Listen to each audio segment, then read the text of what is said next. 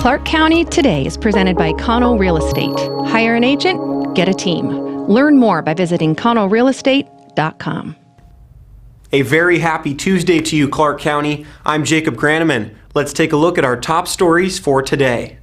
We start with an addition of more than 60 new cases of COVID-19 in Clark County. The total number of cases has now reached 1,946, with no new deaths since last week.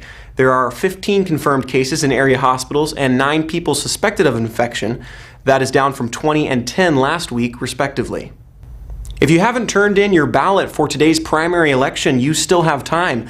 Ballots can be dropped off anytime up to 8 o'clock tonight at the Clark County Elections Office located on Franklin Street in Vancouver, or at one of the 12 red permanent ballot drop boxes located around Clark County. For those locations, go to the Clark County Elections Department website. The only live television coverage of tonight's primary election will be on CVTV, Comcast Channel 23 or 323, beginning at 8:30 p.m. tonight. The coverage will include up-to-the-minute Clark County election results, analysis, and commentary. Live streaming CVTV election coverage will also be available to viewers online at their Facebook page and website. CVTV's election coverage will be hosted by Michael Wilson, Senior Associate for Westby Associates, a local nonprofit fundraising consultant, and Kelly Love, Chief Communications Officer for Clark College. They will also conduct candidate interviews remotely. For election results and other coverage of the top 2 primaries, check out our story at clarkcountytoday.com.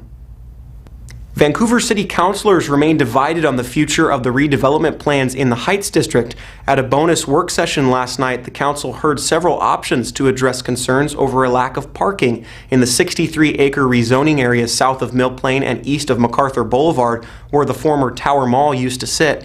The 20-year-old plan calls for more than 1,300 new residential units, along with retail and commercial space. The current plan is to require 1 parking space per residential unit, but neighbors have raised concerns about spillover parking and traffic on their streets. The debate on City Council surrounds whether planning should focus on a future where fewer people need vehicles due to the proximity of transit options and closed-loop neighborhoods, or prepare for the possibility that residents will continue to own 2 or more vehicles. On Monday, the council decided to continue discussing the options ahead of the August 10th meeting, which would likely still have the first public reading of the redevelopment plan that has been 2 years in the making, and public comment. A final vote isn't scheduled until later in the month.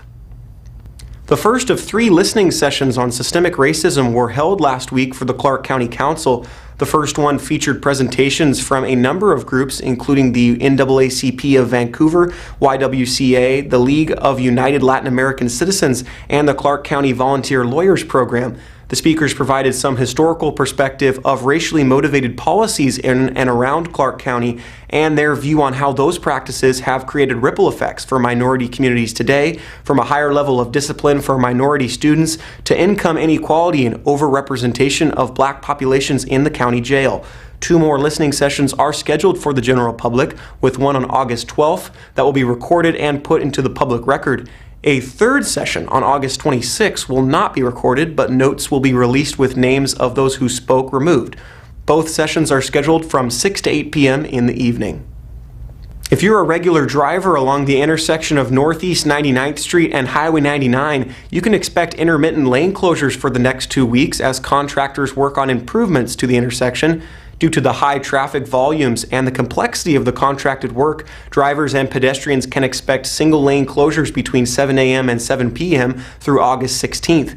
There will also be a single-lane closures of Highway 99 southbound and complete closure of Highway 99 southbound right turn lane. In October, there will be more road closures on westbound Northeast 99th Street. Clark County's Public Works contractor Nutter Corporation of Vancouver will widen lanes on this heavily traveled corridor, allowing drivers to more easily navigate turning. This work also includes filling in gaps in the existing bicycle lanes on Highway 99 and building a bicycle lane on Northeast 99th Street from Highway 99 west to Northeast 13th Avenue. The combination of heavy traffic, a skewed intersection, narrow lanes, and tight turning radius has created congestion problems and safety concerns. All contracted work is expected to be complete in November 2020. We know all school districts in Clark County plan to open the 2020-2021 school year with distance learning, and now it appears the Woodland School District will likely follow suit. The district includes residents of both Clark and Cowlitz counties. The Woodland Public Schools Board of Directors will review recommendations from the Cowlitz County Department of Health and District Superintendent Michael Green that the upcoming 2020-2021 school year start with full-time distance learning during a board meeting on Wednesday, August 12th. With an increasing number of COVID-19 infections affecting the community, the Cowlitz County Department of Health recommends to area superintendents Friday that all Cowlitz County school districts open the school year utilizing distance learning. Work teams, including Woodland Public Schools staff and administrators, have spent the summer developing techniques and approaches for distance learning in order to provide a higher level of fidelity to in-class instruction. For more information, visit the district's website at woodlandschools.org. Life can be tricky and even dreary right now, but for some that is merely a motivator for creativity and blessing others. That kind of response was seen in full this past weekend as friends, family, community members, CVAN, Kindness 911, the Marine Corps Bikers, the Patriot Guard Riders, and the Clark County Sheriff's Office came out to celebrate one person's birthday. Aaron Robinson is described by all that know him as a man of tremendous joy, and he has never let his 40 years on planet Earth with Down syndrome affect that joy or his love for others. And his love for police officers, bus drivers, and all that cool stuff. The drive-by birthday party was organized with the help of his parents, Rod and Vicky, who he lives with in Vancouver. Aaron has been very impacted by the pandemic as he was no longer able to go to church, work his job, or help with the many summer camps he is usually a part of. The drive-by birthday was the community's way of blessing him, his dad said. Many people who go to church with Aaron at City Harvest Church in Hazeldale came out to support him as well. Aaron wanted to say thank you to everyone who came to his birthday party. Our guess is most of you have never heard of the sport Jugger.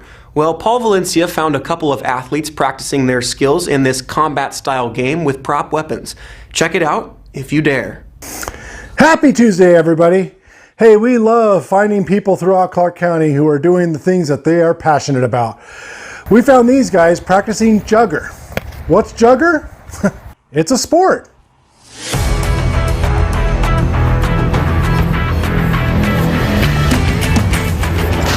Jugger is a team sport composed of teams of 5 players on each team. 4 of the players are equipped with different types of weapons. There's 5 different types. Jugger's played all over the world. I've been to tournaments in Germany, Australia, Costa Rica, Ireland.